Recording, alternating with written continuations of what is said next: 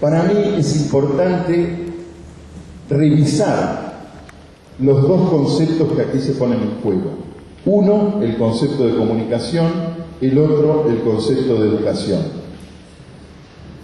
Derivado del contractualismo, ¿se acuerdan de las filosofías del contrato social? Muchas veces se percibe que la comunicación representa acuerdo, armonía, transparencia.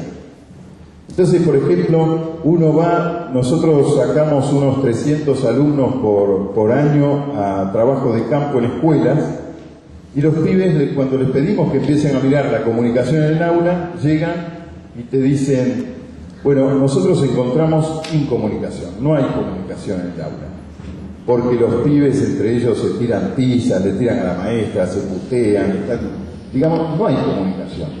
Entonces, ¿por qué esa lectura? Porque está más allá de que son pibes de cuarto o quinto año de la Facultad de Periodismo, Es decir, les estoy diciendo chicos que ya han pasado por lectura de autores que los ponen en otra posición sobre la lectura de la comunicación, etc.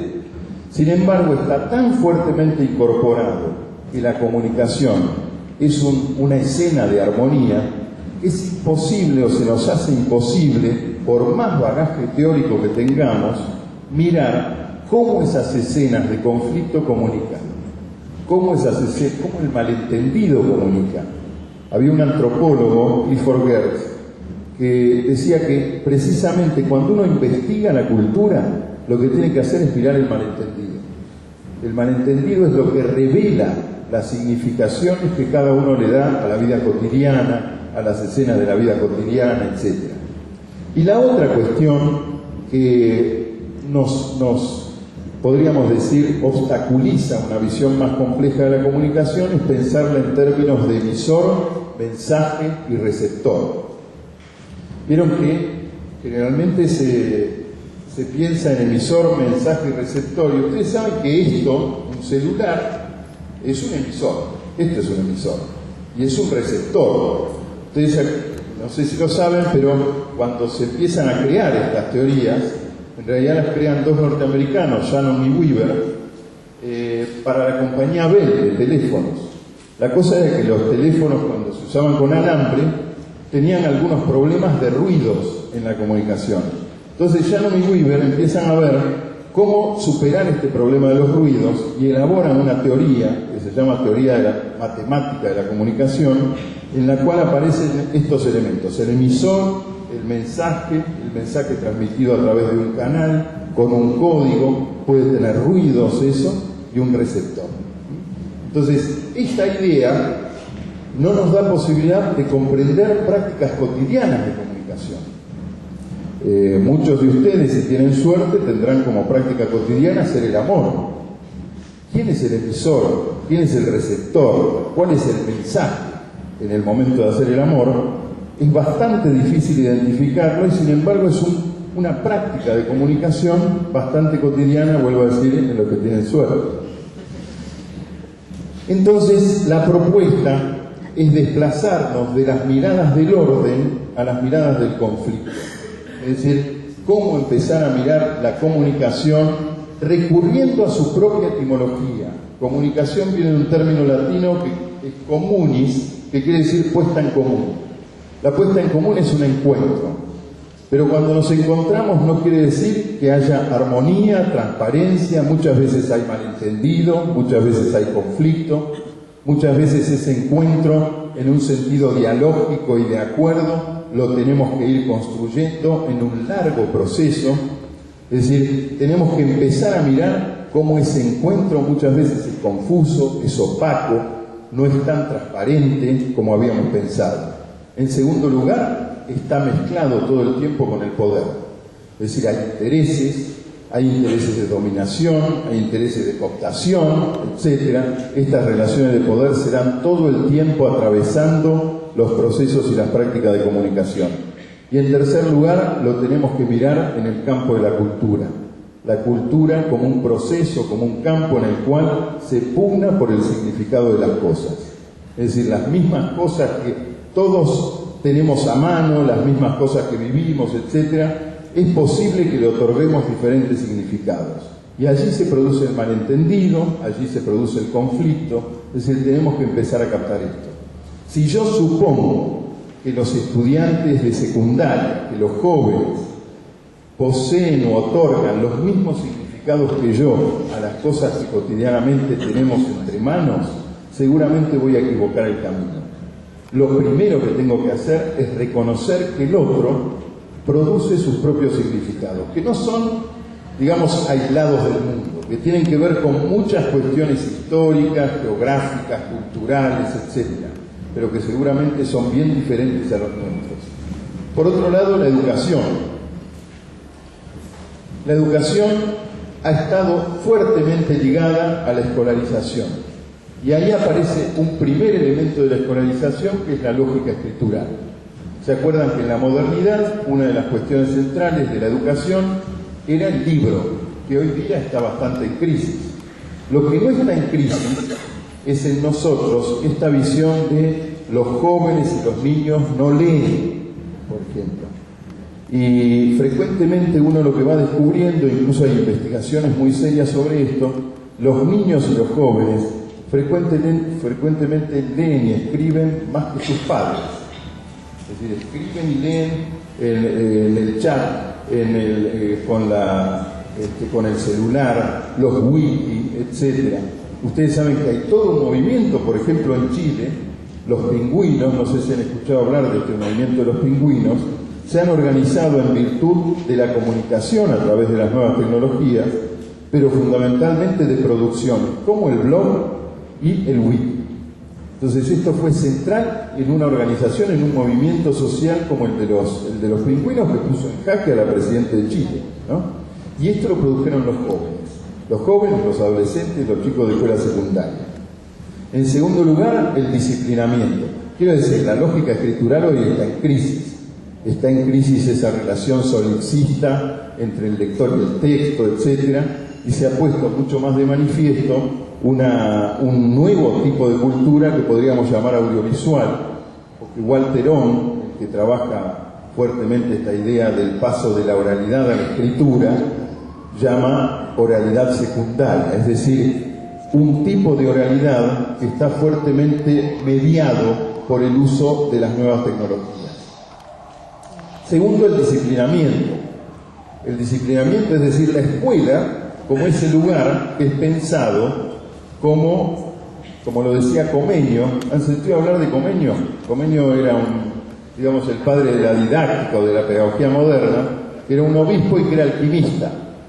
Y Comenio, por ser alquimista, confiaba en que los niños, que eran hijos de una cultura vulgar, iban a poder lograr, en virtud del paso por la escuela, iban a poder lograr ser o adherir o pertenecer o incorporar una cultura noble, podríamos decir.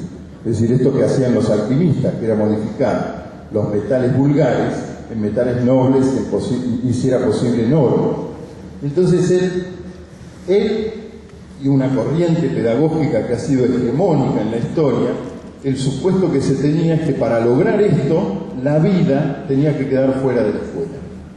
El disciplinamiento tiene mucho que ver con eso, pero tiene que ver también con esto que señala Freire, Paulo Freire, de lo que son las pedagogías bancarias, dice él, que es este intento del educador de disciplinar la entrada del mundo en la conciencia. Es decir, los medios y las tecnologías se supone que son en algún sentido nocivos y que yo como educador tengo que disciplinar la entrada de todos estos materiales en la conciencia del niño o del joven. Entonces, el desafío hoy es entender la educación como formación subjetiva. Y entenderla como formación subjetiva, primero es entenderla como un proceso inacabado, un proceso en el cual influyen en gran medida las condiciones en las cuales estamos viviendo. Pero segundo, como una zona de articulación entre experiencia y lenguaje. Les pongo un ejemplo. También cuando uno va a las escuelas, sobre todo en las periféricas, uno se encuentra con que las directoras o las maestras o los directores de secundaria, etcétera, te dicen: ¿para qué traes los alumnos de la universidad acá si acá vienen los pibes de la villa? Y los pibes de la villa no aprenden. Es decir, no van a aprender, y los pibes de la universidad con los pibes de la villa no van a ver nada interesante. Y es muy interesante ver cómo el machaque que se hace sobre los pibes, sobre esta idea, termina siendo incorporado y los pibes terminan teniendo experiencias negativas de aprendizaje, porque son de la villa, como si eso fuera natural. Entonces, ¿cómo, y este es un trabajo de la pedagogía crítica, cómo cuestionar los lenguajes desde los cuales es nombrada nuestra experiencia y crear, construir un lenguaje de posibilidad a través del cual podamos hacer experiencias de autonomía? De esto se trata la formación subjetiva, incluso de lo que Paulo Freire llama la lectura y la escritura del mundo. Entonces, Paulo Freire, diríamos, en ese momento de lucha entre desarrollismo y comunicación y educación popular, es uno de los teóricos fundamentales, un teórico que construyó su teoría a partir de la práctica. Y ahí él considera que el diálogo, dice Freire, es un encuentro que no se agota en la relación yo-tú, y es un encuentro que se da con la mediación del mundo. Es decir, no es un encuentro que nos aísla del mundo, el diálogo, sino que se da precisamente con la mediación del mundo, y además es un encuentro que no me voy a encontrar de un día para otro y de golpe, con una situación de armonía, de acuerdo, etcétera, sino que me voy a encontrar en el malentendido, probablemente en el conflicto. Pero es interesante ver esta apuesta de Freire al diálogo como construcción, sobre todo en nuestras sociedades en las cuales los conflictos se dirimen de manera violenta y no apostando al diálogo.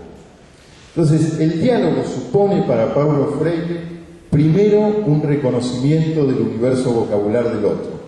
Es decir, indudablemente, si yo no reconozco al otro, si no reconozco su mundo cultural, su universo vocabular, indudablemente no voy a poder interpelarlo, no voy a poder hacerle una propuesta que para el otro sea significativa. Esto es clave, porque muchas veces nosotros nos enamoramos de nuestras propias propuestas educativas y en realidad terminamos negando o renegando del otro. Y la culpa de que esto no haya tenido éxito es del otro. Es del joven porque no le interesa, o es del niño porque está en otra cosa, etc. Entonces, partir del reconocimiento del mundo cultural del otro es central. Si es que a mí lo que me interesa es establecer canales de diálogo, es decir, canales en los cuales ir construyendo conocimiento, saber, relación, socialidad, etc. En segundo lugar, el diálogo para Paulo Freire está ligado a la lectura y la escritura, como ya les decía antes, no solo del texto, sino del mundo. La lectura como una problematización, es decir, si nosotros somos leídos, que porque somos pobres no vamos a poder hacer determinadas experiencias pedagógicas, la problematización lo que tiene que apuntar es a desarmar, desanudar esas representaciones que han sido naturalizadas y que hemos incorporado como naturales. Es decir, natural es que esto, cuando yo lo tiro, tienda al centro de la Tierra. Pero eso es natural, que se expresa con una ley y la ley de la gravedad. Pero no es natural que yo tenga una posición social determinada, que por esa posición social haga algunas trayectorias bien diferenciadas de otros, etc. Entonces, de lo que se trata la problematización es de poder hacer incluso un desanudamiento de esas lecturas que se hacen sobre nosotros. Y en segundo lugar, la escritura como posibilidad de una experiencia transformadora. Y allí, bueno, el tema de la praxis, que tiene mucho que ver con los espacios dialógicos como espacios en los cuales se combina, necesariamente se tiene que articular la acción y la reflexión.